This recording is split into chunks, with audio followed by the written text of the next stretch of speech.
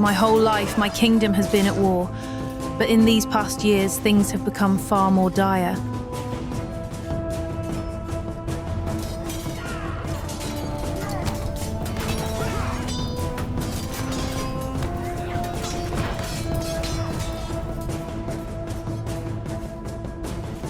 Now there are few of us remaining. Our kingdom has fallen.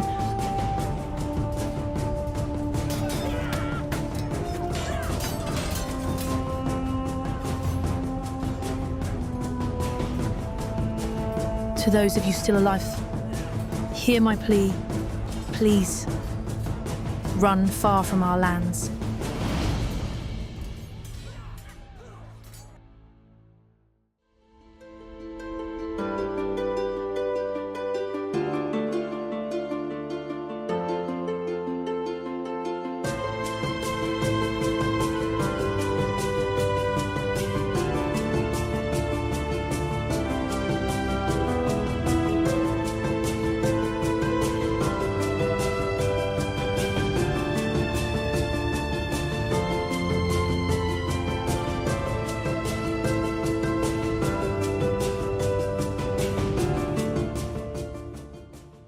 Welcome everybody to the Medieval Rimworld series. I am so excited to start this series. It is the first one on my channel, and I hope you guys, as we start this, can bear with me a little bit. I'm still getting used to recording and editing Rimworld, so the first few episodes might not be the greatest, but hopefully as this series goes on, the quality of both the gameplay and the actual editing will get a little bit better.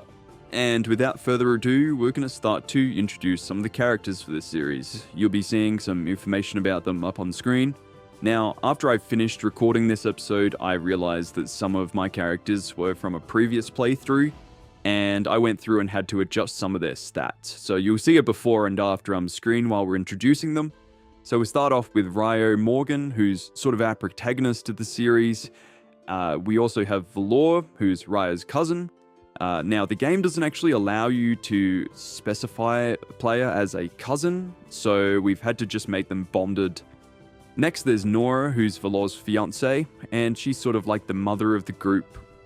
Lastly, we have Kiko and Chantalise. They're both a little bit younger, and they've both been rescued during the escape our characters have had from their Four-Wing Kingdom. So, just to set the scene a little for you guys, our group have been traveling for the past few months. And in their travels, they've come across the ruins of an old outpost that used to belong to our kingdom. Nora seems to remember having visited this outpost when she was a child, but can't quite remember why she was here. Regardless of all that, we've come into this outpost and just started getting our base set up. During the first day here, we've sort of started rebuilding everything before we got attacked by one of these web connects. Not exactly sure how you say that. Doesn't really matter, it's one of these annoying spider things. Either way, we ended up taking it out. Seems like this old ruin has something of a spider problem that we're going to have to take care of somewhere in the future. Over the next couple of days, we were making some serious progress with the base repairs. Valor was really putting in work as he was the only one of us with a decent construction skill. Not too long later, we got a small raid from the Haunt Dynasty. It seems they had found us here. Maybe they were following us, but luckily for us, it was only one person. While we were waiting for our attacker to come down out of the woods, we began taking a look into some research, particularly basic woodworking, as we'd need this to begin getting wooden planks. Not too long later, our attacker finally made herself known to us, and we'd had to take her down real quick. I sort of missed it with some poor camera skills, but it seems the Valor had taken her head clean off. That'll teach her for stalking us, I guess. Later that evening, we finally got ourselves a proper campfire set up where everybody could relax and have a little bit of a talk, and maybe the next morning we could start to get some delicious food cooked up. I noticed the next day that Ryo was really getting stuck into some research, while Kiko, who's meant to be our main researcher, was just slacking off on his mateship's sleeping spot. Continuing on, to help with the base building, Valor would get a stone cutting spot ready for Ryo, and he would promptly start getting to work so we could finish up these base repairs. We then had our first visitor, or at least our first friendly visitor. He went by the name Busto Cobra Comba, and he had some items for sale. We really wanted this book and we were pretty interested in the Magicide too, but we didn't have any money yet, so unfortunately we couldn't get it. The next morning, Valor, Kentalise, Nora, and Kiko were all hanging out by the campfire. They were probably talking about how glad they are to finally be resting and relaxing in a safe place. Later on that day, we finally finished up our woodworking research, but there wouldn't be much time to celebrate as we have another one of these annoying spider attacks. If these spiders are going to continue to be a major pest for us, I'm thinking we're going to have to try to take them out of the source, perhaps a bit later this episode. At least after the attack, Nora got to show her affection for Valor by tending to his wounds. He's a pretty lucky guy to have such a nice fiancée. After that, yep, that's right, you guessed it, we had another spider attack. And just as Chantalise had taken down the last spider, she decided that it was time to name our little base. We decided to go with the name Old Maya's Flat, which was suggested by Nora, as Maya was the original lord of this land when she had visited as a child.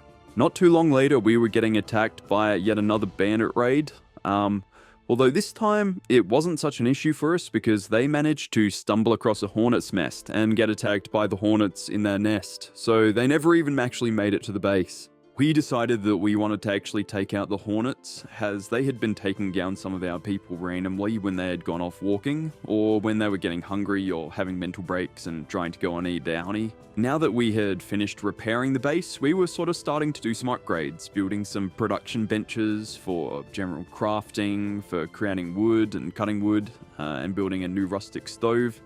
Valor was once again really showing his value as we were building all these buildings.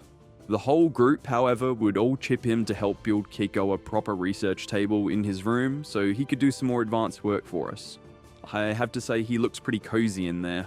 We got notified that the planet's mana was being drained. Not exactly sure if this really affects us as of yet, as we don't have any magic users, but interesting to know anyway. And speaking of strange events, we got a quest to help rescue a child that none of us knew. His name was Fausto.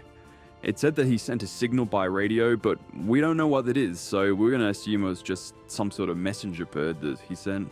We weren't ready just yet to go out and rescue Fausto, so we had Valor work on Ryo's room a little bit. We had him set up some nicer furniture.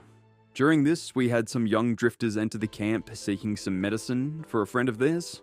Nora would check our storage to make sure we had enough for ourselves before handing over what they needed. Off the back of Nora's good deed, we set out to finally help another child, sending Ryo and Valor. When we finally arrived, we surveyed the camp, and only seeing one enemy, we began to slowly move around the hills as we entered. We were careful not to get separated in the camp, so we could fight this one person together. Pretty quickly we took the enemy down, and freed Fausto. While we were leading the camp, we found these interesting rings, so we figured we'd take them back with us. They might be worth something. While Ryo and Valor were away, we had some bandit come and attack the camp, so we just sent everybody available out to go and take them down and prevent them from destroying any of our base. Late the next day, Ryo and Valor had finally returned with the bandit from the bandit camp that we had taken prisoner. Her name was Valeria. Long story short, we do really pay much attention to her and she ends up dying, so don't get too attached to her. With Valor back, we could start getting some upgrades done to his and Nora's room, setting up some proper beds for himself and his fiancée, although they're not able to sleep together yet because the ideology prevents them from that until they're married. It seems everything was finally starting to come together here. We were finally beginning to settle down. Everybody would enjoy each other's company around the fire. The repairs were finished at a small castle. We had plenty of food, and we decided to start expanding. So things are looking pretty good. We decided to free up some room in this little castle by moving some of the buried members of our kingdom into a smaller crypt. We felt bad about this, but hopefully next episode we'll get some nice artwork or something like that to display in there, so we're not being disrespectful to them. During this expansion of our base, we were able to put basic agriculture, which we'd been researching just before, to some good use with making some proper soil for our new plants. With all the expansions we were doing, we decided it was finally time to build a proper stone cutting room for Ryo, so we got a bench set up and he got to work. Soon after, we got another request, this time trying to rescue a guy named Dweeb. It seems the queen of our planet's largest empire has a friend who needs rescuing, so we might as well go out and see if we can help him out. Ryo and Valor headed out soon after, heading to the rough location of Dweeb. Not sure how we found him out there, maybe some passing travelers told us some news, not really too sure. When we arrived, we scanned the area for enemies, but saw nothing, so we just ran in and rescued Dweeb. I'm going to bring him back home. On the way back, we did a bit of raiding with Ryo and Valor.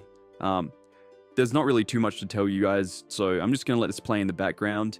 I was wondering if you guys could give us some names maybe for Dweeb and Fausto. I don't hate their names, but to be honest, they're not the most medieval names. So if you guys could put something in the comments section, that'd be much appreciated.